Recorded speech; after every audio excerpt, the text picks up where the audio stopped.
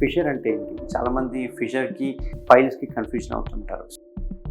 So, ఈ fissure గురించి తెలుసుకుందాం. సో, ఫిషర్ అంటే ఏంటి అంటే యానల్ కెనాల్ ఎప్పుడైతే టైట్ అయిపోయి రక్తం పడుతుందో, పెయిన్‌ఫుల్‌గా ఉందో, విపరీతమైన బర్నింగ్ సెన్సేషన్ ఉందో మోషన్ పోయిన తర్వాత అండ్ నెక్స్ట్ డే మోషన్ వెళ్ళాలంటే భయపడే వాళ్ళు వీళ్ళందరికీ ఫిషర్స్ ఉన్నట్టు అర్థం.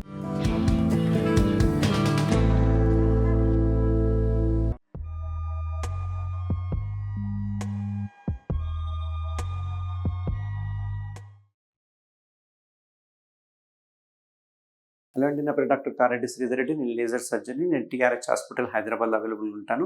సో, ఫిషర్ అంటే ఏంటి అంటే యానల్ కెనాల్ ఎప్పుడైతే టైట్ అయిపోయి రక్తం పడుతుందో, పెయిన్‌ఫుల్‌గా ఉందో, విపరీతమైన బర్నింగ్ సెన్సేషన్ ఉందో మోషన్ పోయిన తర్వాత అండ్ నెక్స్ట్ డే మోషన్ వెళ్ళాలంటే భయపడే వాళ్ళు వీళ్ళందరికీ ఫిషర్స్ ఉన్నట్టు అర్థం. సో, ఫిషర్ అంటే ఎలా వస్తుంది అంటే ఫిషర్ నథింగ్ బట్ మనము గట్టిగా నోరు తెరిచి మాట్లాడినప్పుడు, నవ్వినప్పుడు, లేకుంటే పెద్దగా మౌత్ ఓపెన్ చేసినప్పుడు ఇక్కడ ఎట్లా అయితే కట్ అయిపోతుందో సేమ్ అదే విధంగా యానల్ కెనాల్ అనేది ఒక లెవెల్ వరకు స్ట్రెచ్ అవుతూ ఉంటుంది. బట్ అందులోకెళ్ళి మనం మోషన్ ముక్కి పోవడం వల్ల ఏమవుతుందంటే యానల్ కెనాల్ని మోషన్ చీల్చుకుంటూ వెళ్ళిపోతూ ఉంటుంది. బయటకు వచ్చేటప్పుడు ప్రెషర్తో బయటకు వస్తుంటుంది. ఇట్లా ప్రెషర్తో బయటికి రావడం వల్ల ఏమవుతుంది, యానల్ కెనాల్ కట్ అయిపోతుంది, చిట్లిపోతూ ఉంటుంది. అట్లా చిట్లిపోవడానే ఫిషర్ అంటాం అన్నట్టు. సో, అట్లా చిట్లిపోగానే ఆ యానల్ కెనాల్కి చుట్టూ నర్వ్ ఎండింగ్స్ అంటే బ్రెయిన్ నుంచి సప్లై చేసిన నర్వ్స్ ఏవైతే ఉన్నాయో చాలా ఎక్కువ నర్వ్ సప్లై ఉంటుంది అన్నట్టు.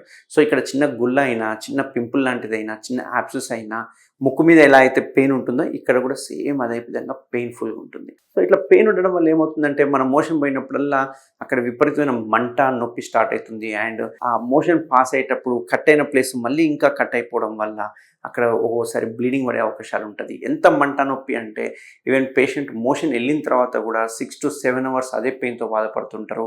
పెయిన్ కిల్లర్ వేసుకుంటే ఆ 2 అవర్స్ తగ్గుతుంది, మళ్ళీ పెయిన్ స్టార్ట్ అవుతుంది. ఏ పని చేసినా మన మైండ్ అంతా అక్కడికి పోతుంది.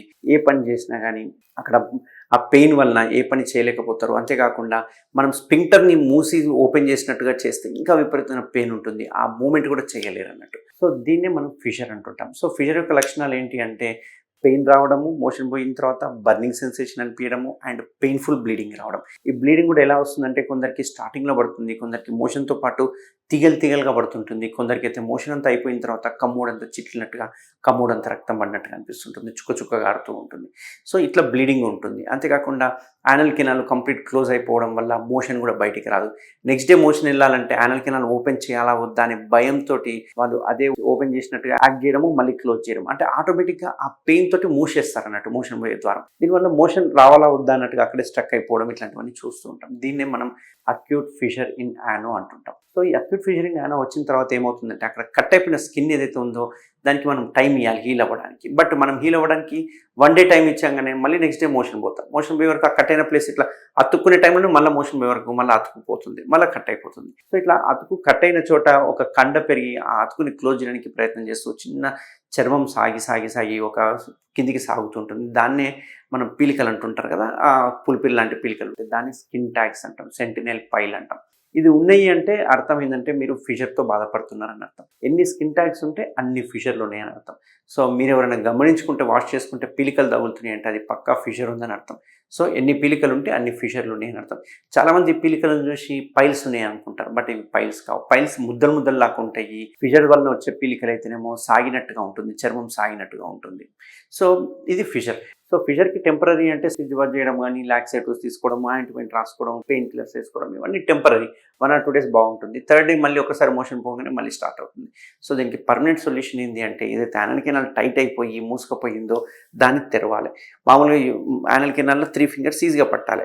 బట్ ఇప్పుడు ఇట్లాంటి వాళ్ళకి ఏమవుతుందంటే 1 finger కూడా పట్టదు. ఇట్లాంటి వాళ్ళకి 3 fingers చేయాలంటే ఈ యానల్ కెనాల్ టైట్ ఉన్న యానల్ కెనాల్ని కొంచెం లూజ్ చేయాలి. లూజ్ చేయడానికి ఏం చేస్తామంటే ఇక్కడ ఉన్న చుట్టుపక్కల ఉన్న కండరాలని కట్ చేస్తాం.